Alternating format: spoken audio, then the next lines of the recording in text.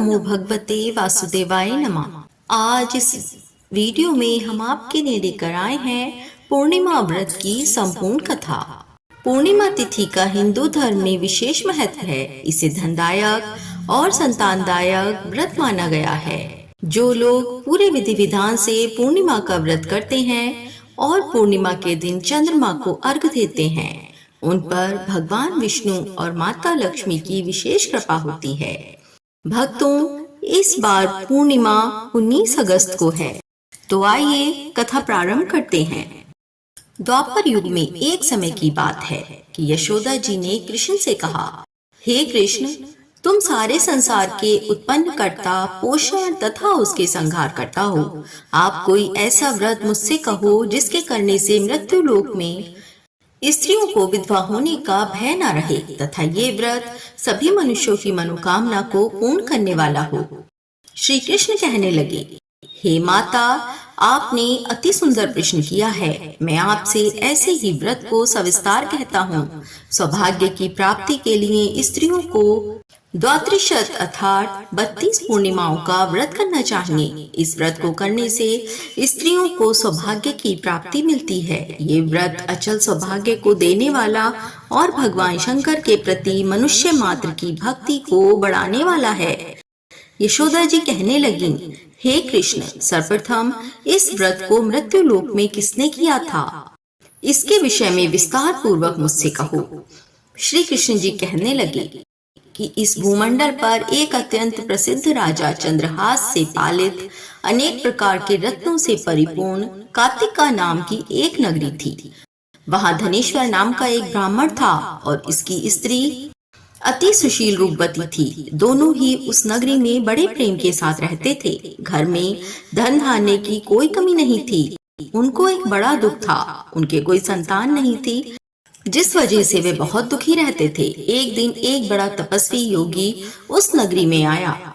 वह योगी बाकी सभी घरों से भिक्षा मांगकर भोजन किया करता था, लेकिन उस ब्राह्मण के घर से भिक्षा नहीं मांगा करता था। एक दिन योगी गंगा किनारे भिक्षा मांगकर प्रेम पूर्वक खा रहा था कि धनेश्वर ने योगी को ये सब कार्य किसी प्रकार से उसने देख लिया। अपनी भिक्षा अनादर से दुखी होकर धनेश्वर योगी से बोले, और सभी घरों से तो भिक्षा लेते हैं, परंतु मेरे घर की भिक्षा कभी भी नहीं लेते। इसका कारण क्या है? योगी कहने लगा कि आपके धर्म हमें इस बात की आज्ञा नहीं देता है, क्योंकि अभी आप गृहस्थ जीवन में एक सुख से वंचित हैं। आपके घर संतान होने पर मैं आपके घर से भी भिक्षा स्वीकार कर लूंगा। उन्होंने कहा कि जिसे संतान नहीं है, उसके घर से भिक्षा लेने से मेरे भी पतित हो जाने का भय है। धनेश्वर ये सब बात सुनकर बहुत दुखी हुआ और हाथ जोड़कर योगी के पैरों पर गिर पड़ा तथा दुखी मन से कहने लगा कि आप मुझे संतान प्राप्ति का उपाय बताइए। आप सर्वज्ञ हैं, मुझ पर अवश्य ही कृपा कीजिए। धन की मेरे घर में कोई कमी नहीं है, लेकिन मैं संतान न होने के कारण अत्यंत दुखी हूँ। आप मेरे इस दुख का हरण कीजिए। ये सुनकर योगी कहने लगे, तुम चंडी की आराधना करो। घर पहुंचकर उन्होंने ये सारी बात अपनी पत्नी को बताई और खुद वन में चले गए। वन में पहुंचकर उन्होंने चंडी की आराधना की और उपवास करना शुरू कर दिया।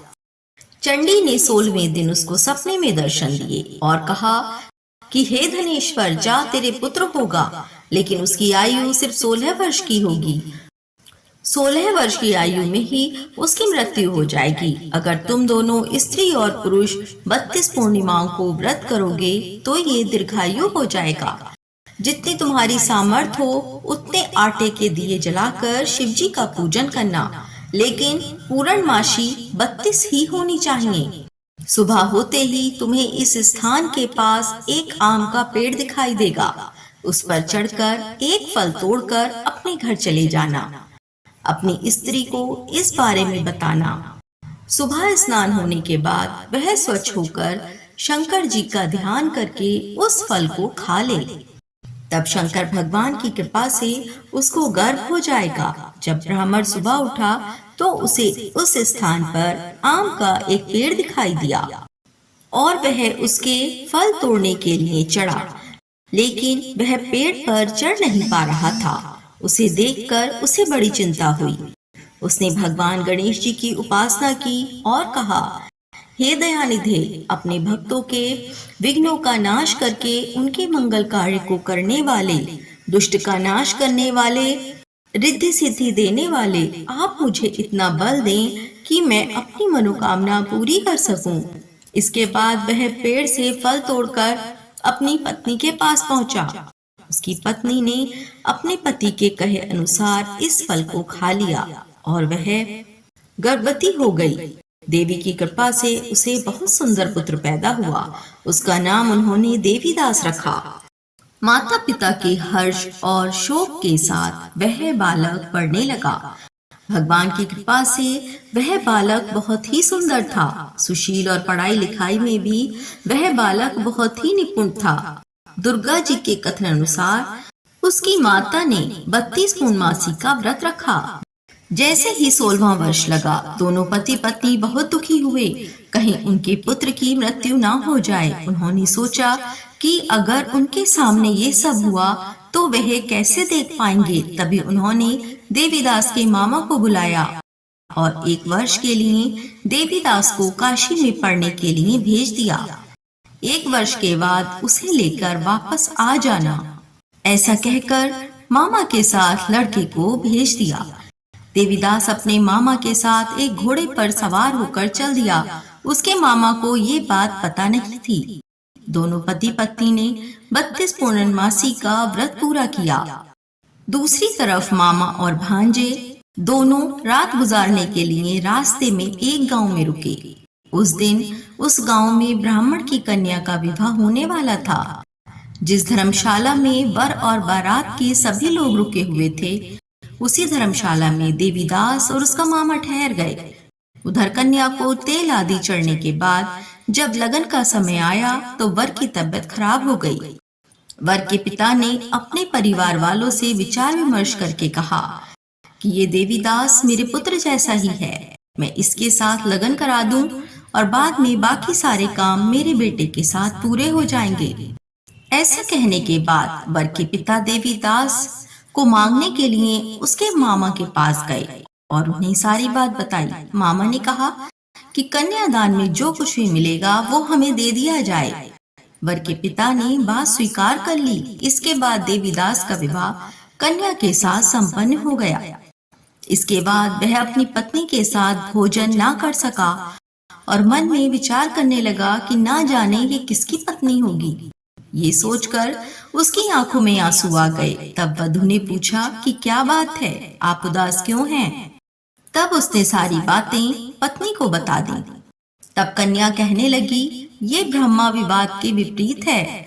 आप ही मेरे पति हैं, मैं आपकी ही पत्नी रहूंगी, किसी अन्य की कभी नहीं। तब देवीदास ने कहा, ऐसा मत करिए क्योंकि मेरी आयु बहुत कम है, मेरे बाद आपका क्या होगा। लेकिन उसकी पत्नी नहीं मानी और बोली, स्वामी आप भोजन कीजिए। दोनों रात में सोने के लिए चले गए। सुबह देवीदास ने पत्नी को 4 नगों से जड़ी एक अंगूठी दी और एक रुमाल दिया और बोला कि हे प्रिय, इसे ले लो और संकेत समझकर स्थिर चित्त हो जाओ। मेरे मरण और जीवन जानने के लिए एक पुष्प वाटिका बना लो, उसमें सुगंधी वाली एक नव मल्लिका लगा लो। उसको प्रतिदिन जल से सींचा करें और आनंद के साथ खेले कूदें। जिस समय और जिस दिन भी मेरा प्राणांत होगा उस दिन ये फूल सूख जाएंगे। जब ये फिर से हरे हो जाएं, तो जान लेना कि मैं जीवित हूँ। ये समझाकर वह वहां से चला गया। इसके बाद जब वर और बाकी बाराती मंडप में आए तो कन्या ने उसे देखकर कहा कि ये मेरा पति नहीं है, मेरा पति वह है जिसके साथ रात में मेरा विवाह हुआ है। इसके साथ मेरा विवाह नहीं हुआ है। अगर ये वही है तो ये बताएं कि मैंने इसको क्या दिया है। साथ ही कन्यादान के समय को जो आभूषण मिले उन्हें दिखाएं। कन्या की ये सारी बातें सुनकर वह कहने लगा कि मैं ये सब नहीं जानता। इसके बाद सारी बारात भी अपमानित होकर लौट गई। भगवान कृष्ण बोले, हे माता, इस प्रकार देवीदास काशी चला गया। उस समय जब व्यतीत हो गया तो एक सर्प उसको डसने के लिए वहां आया। लेकिन वह उसको काट नहीं पाया क्योंकि उसकी माता ने पहली ही 32 पूर्णिमा का व्रत कर लिया था। इसके बाद खुद काल वहां पहुंचा। भगवान की कृपा से तभी वहां माता पार्वती और भगवान गणेश आ गए। देवीदास को मूर्छित दशा में देखकर माता पार्वती ने भगवान शिव से प्रार्थना की कि हे महाराज, इस बालक की माता ने पहले ही 32 पूर्णिमा के व्रत कर लिए हैं, आप इसको प्राण दें। भगवान शिव ने माता पार्वती के कहने पर उसे प्राणों का दान दे दिया। उधर उसकी पत्नी उसकी प्रतीक्षा कर रही थी। उसकी पत्नी ने जाकर देखा कि पुष्प और पत्र दोनों ही नहीं हैं, तो उसको बहुत आश्चर्य हुआ। और जब उसने देखा कि पुष्प वाटिका फिर से हरी हो गई है, तो वह समझ गई कि उसका पति जिंदा हो गया है। इसके बाद वह बहुत ही प्रसन्न होकर अपने पिता से कहने लगी कि मेरे पति जीवित हैं, आप उनको ढूंढकर मेरे पास लेकर आइए। जब 16वां वर्ष व्यतीत हो गया तो देवीदास भी अपने मामा के साथ काशी से चल दिया। इधर उसकी पत्नी के परिवार वाले उसे ढूंढने के लिए जा रहे थे कि तभी उन्होंने देखा कि देवीदास और उसका मामा उधर से आ रहे हैं। उसको देखकर उनके ससुर बहुत प्रसन्न हुए और उसे अपने घर ले आए। वहां सारा नगर इकट्ठा हो गया और कन्या ने भी उसे पहचान लिया। देवीदास इसके बाद अपनी पत्नी, बहुत सारा धन और मामा को लेकर वहां से चल दिया। उसके ससुर ने उसको बहुत सारा दान दहेज दिया। जब वह अपने घर की तरफ चल रहा था तो उसके माता पिता को लोगों ने खबर दी, तुम्हारा पुत्र देवीदास अपनी पत्नी और मामा के साथ बहुत सारा धन लेकर आ रहा है।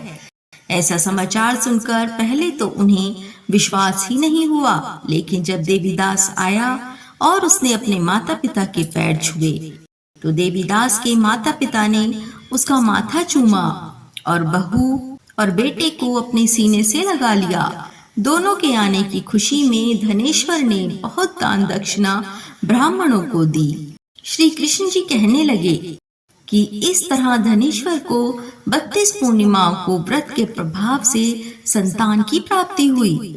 जो स्त्रियां इस व्रत को करती हैं वह जन्म जन्मांतरों तक वैधव्य का दुख नहीं भोगती हैं और सदैव सौभाग्यवती रहती हैं। ये मेरा वचन है। ये व्रत संतान देने वाला और सभी मनोकामनाओं को पूरा करने वाला है। ओम श्री लक्ष्मी नारायणाय नमः। ओम श्री लक्ष्मी नारायणाय नमः। अगर आपको हमारी वीडियो अच्छी लगी हो, वीडियो को लाइक और शेयर अवश्य करें और चैनल को सब्सक्राइब करें। धन्यवाद।